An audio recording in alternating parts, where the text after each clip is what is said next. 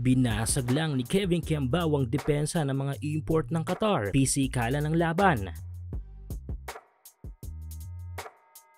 Gilas Pilipinas versus Qatar National Team. Makakalaban ng ating national team ngayon ay ang host team ng Qatar na tila hindi lang home court advantage ang tangan, kundi rin ang lineup advantage. Opening ng first frame ay agresibong opensa ang pinansalubong ng home team sa Gilas.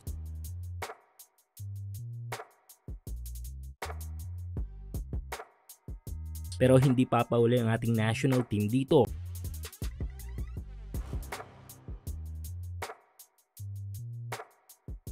Halfway ng first period ay biglang lakas ang depensa ng Qatar na sinabayan naman ng alat ng opensa ng ating national team. Napatawag na ng timeout dito si Coach Tim Cone para sa adjustment.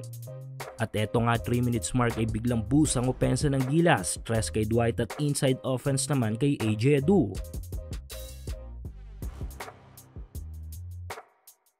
Pero magtatapos ang first quarter lamang ang Qatar 2018. Second period ay nanatili ang matatag na opensa ng Qatar, pero dito ay makikita ang paunti-unti na rin paglakas ng opensa ng Gilas. Dito ay nag-take over na si KQ at Tamayo. Pero wag nating kalimutan dito si CJ Perez na direktang umaatake inside the paint. Halfway ng second frame ay nakagawa ng run ng Qatar sa tulong ng kanilang import na si Tyler Harris. 2 minutes mark muling atake ang Gilas at sa tulong ng setup play na ito ni Brownlee patungo kay Dwight Ramos ay mapapalit ng 2 puntos na lamang ang kalamangan ng Qatar. Ngunit magtatapos ang second quarter na mapapasakamay pa rin ng Qatar ang lamang, 40-38.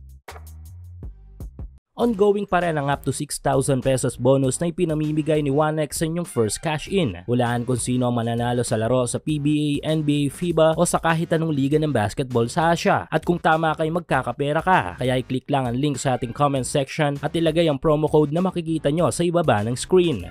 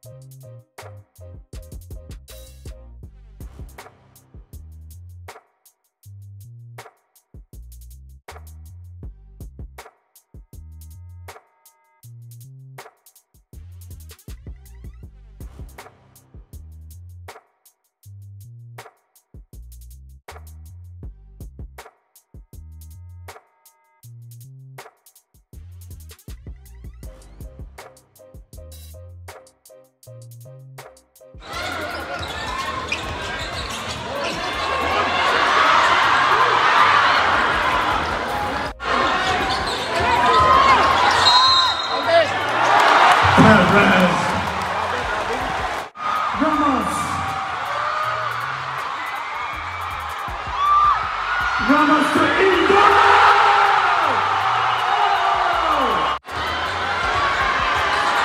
Ramos, what can he do for his team? Goes inside. Oh, and he waits to go for more time.